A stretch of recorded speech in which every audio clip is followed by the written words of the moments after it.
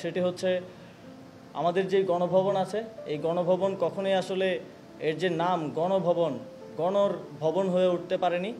তাই এই গণভবনকে যেহেতু এদেশের মানুষ ছাত্র জনতা একটা অভ্যুত্থানের মাধ্যমে জয় করেছে, এটিকে জনগণের জন্য উন্মুক্ত করে দেওয়া হবে এবং এই জুলাই গণ অভ্যুত্থানের স্মৃতিকে, শহীদদের স্মৃতি এবং বিগত ফ্যাসিবাদী সরকারের আমলে যত অন্যায় অবিচার হয়েছে সব কিছুর স্মৃতি সংরক্ষণ করার জন্য গণভবনকে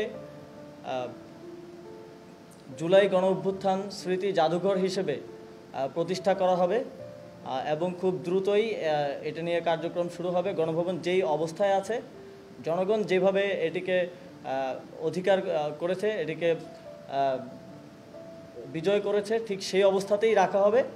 এর মধ্যে ভেতরে আমরা একটি জাদুঘর প্রতিষ্ঠা করব, যাতে এই অভ্যুত্থানের স্মৃতি সংরক্ষিত থাকে। এ বিষয়ে আজকের উপদেষ্টা পরিষদের যেই বৈঠক, সেখানে সিদ্ধান্ত গৃহীত হয়েছে। গণভবনকে জাদুঘর হিসেবে রূপান্তরের জন্য ইতিপূর্বে পৃথিবীতে আপনারা জানেন যে সাউথ কোরিয়ায় মে 18 মেমোরিয়াল প্রতিষ্ঠা হয়েছিল একটি গণঅভ্যুত্থানের প্রেক্ষিতে, তার স্মৃতিকে ধরে রাখার জন্য।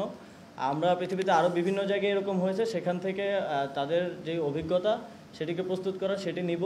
কিভাবে একটি সুন্দর জাদুঘর এবং কিভাবে ফ্যাসিবাদী সময়ের যেই অত্যাচারের যেই স্মৃতি এবং আমাদের শহীদদের স্মৃতি কিভাবে সংরক্ষিত করে একটি সুন্দর জাদুঘর করা যায়, এ বিষয়ে খুব দ্রুত দৃশ্যমান পদক্ষেপ নেওয়া হবে এবং গণপূর্ত মন্ত্রণালয় এবং পররাষ্ট্র মন্ত্রণালয় যৌথভাবে এই কাজটি সম্পন্ন